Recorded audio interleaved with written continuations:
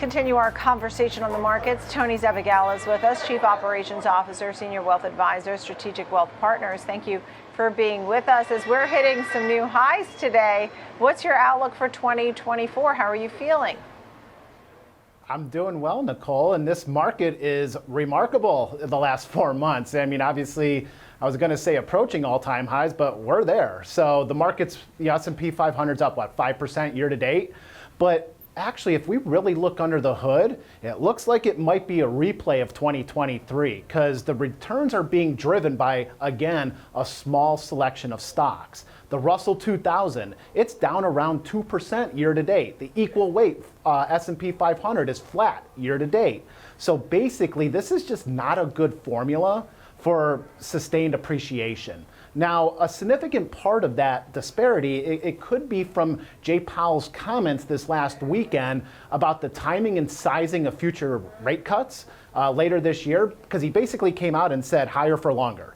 As for earnings, you know, reports are pretty decent so far. Cost inflation is very moderate, and consumers are still resilient. So I feel that this market could and should end the year higher, but it could be turbulent between now and December. Yeah, understood. I mean, really, some of the growth, to your point, you know, you try and get a broad breadth rally, but so much of it is driven by the Magnificent Seven or, you know, Fabulous Four, whatever you want to call it. You know, when you try and find other stocks to invest in, what's something you look for? I know you have a couple of stock picks for us today, but what do you look for when you're trying to pick a winner? Well, you know, one of the stocks that we're looking at right now is Nike. Nike's one of the most recognized brands worldwide, but the last year or so, they've had just anemic revenue growth. But 2024, I think, is poised to be a bigger year for them. One of their marketing highlights this year is the upcoming Olympics. But at the end of the day, Nike offers great fundamentals for like our clients' portfolios. And here's a couple examples. They recently announced a $2 billion cost reduction program. They generate a very healthy free cash flow, and they provide a modest dividend.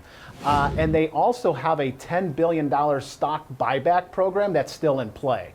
So, you know, based on historic multiples and trading history of Nike, we feel the fair market value, somewhere around 150, I think is reasonable within the next 2 years for them. Right, so let's see, so right now, today, Nike is trading at, let's see, you said 150, it's at $104. Yeah, yep. $104 right now as we speak. You also have Vestis, which some people may not know. Tell us a little bit about that stock pick.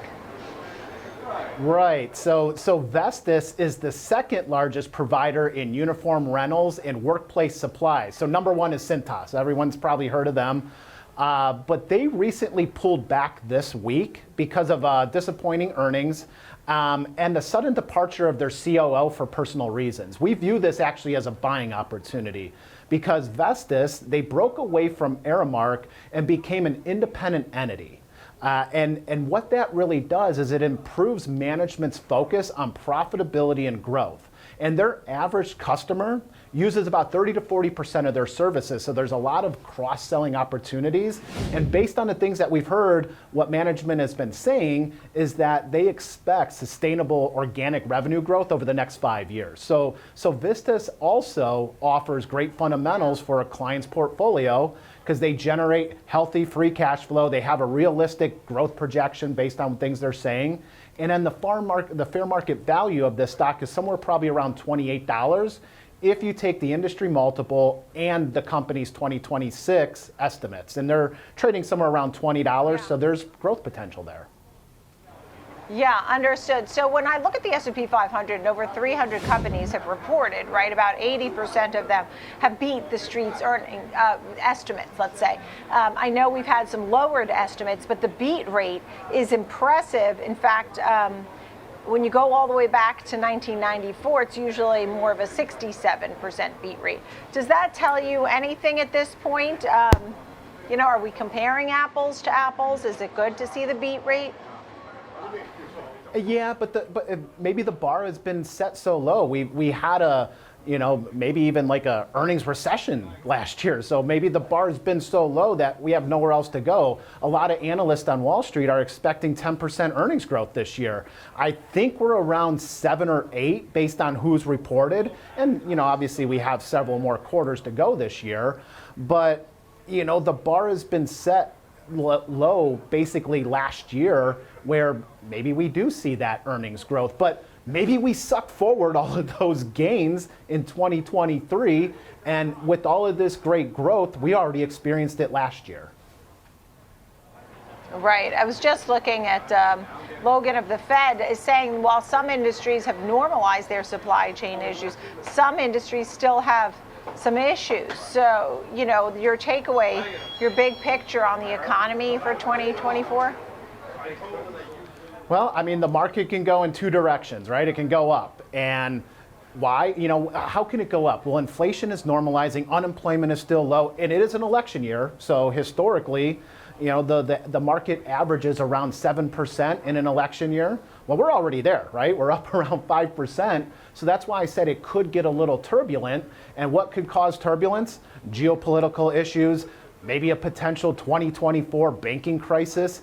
And just the thought of higher for longer can really sink into a lot of companies' margins, because think of a small business that may have some debt refinancing from lower rates to higher rates. How much is that going to affect their business? They're already probably squeezing low margins, and when you have to refinance debt higher, what happens? Do you have to cut staff, limit, buy cheaper material for your goods? I don't know. All right, Tony Zabiegala, great to see you. Thank you so much, Strategic Wealth Partners. Thanks for being here today.